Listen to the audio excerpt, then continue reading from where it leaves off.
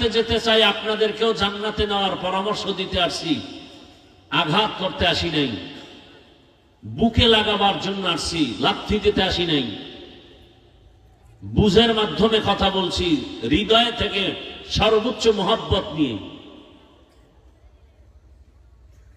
মুজিব সৈনিক বলে স্লোগান দাও, জিয়ার সৈনিক বলে স্লোগান দাও,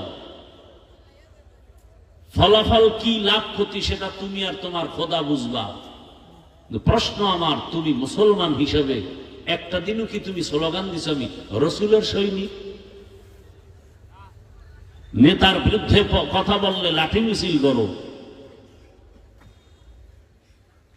আর রসুলের বিরুদ্ধে কথা বলা হয়, ইসলামের বিরুদ্ধে কথা বলা হয়, এখানে তোমার কোনো আওয়াজ নেই। আল্লাহ হেদায়াত দান করুন।